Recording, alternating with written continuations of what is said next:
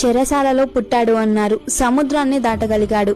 6 రోజుల పిల్లవాడు అన్నారు, అసురుల పాలిట యముడయ్యాడు. గోవుల సంరక్షకుడుగానే ఉండగలడు అన్నారు, గోవర్ధనగిరిని చిటికెన వేలితో ఎత్తాడు. పిరికివాడు అన్నారు, పాము పడగలపై నృత్యమాడాడు. వెర్రిగా మన్నును తింటాడు అన్నారు, విశ్వాన్ని మొత్తం నోట్లో దాచగలిగాడు. ఒట్టి అల్లరివాడు అన్నారు, ఆడదాని గౌరవాన్ని చరిత్ర చూసేలా చేశాడు. ప్రేమలో ఓడిపోయాడు అన్నారు, కానీ ప్రేమనే గెలిచి చూపాడు. నల్లని వాడన్నారు, నీలి మేఘశ్యాముడయ్యాడు. కత్తి పట్టలేడు అన్నారు, కానీ జగన్నాటక సూత్రధారి అయ్యాడు. తెలివిలేని వాడు అన్నారు, తెగిస్తే సమస్త లోకం హడలిపడింది. స్త్రీ అంటే గౌరవం లేదు అన్నారు, శాపాన్ని మాత్రం మౌనంగా స్వీకరించాడు. యుద్ధ భూమిలో శూన్యం అన్నారు, సుదర్శన చక్రాన్ని తిప్పితే సూర్యుడే మబ్బుబారాడు. రణరంగంలో సామర్థ్యం లేదు అన్నారు, రథసారథై సత్తా చూపాడు. ఆఖరి ప్రశ్న, నువ్వు ఎవరు అంటే, అర్జున, నేను సమస్త లోకానికి గురువు. రాబోయే కాలానికి కర్మనవుతా, రక్షకుడిని అవుతా, అధర్మం పట్ల అసురుడిని అవుతా. ధర్మ సంస్థాపనకై దశావతారాల్లో 8వ అవతారం ధరించిన శ్రీకృష్ణ పరమాత్ముణ్ణి నేను.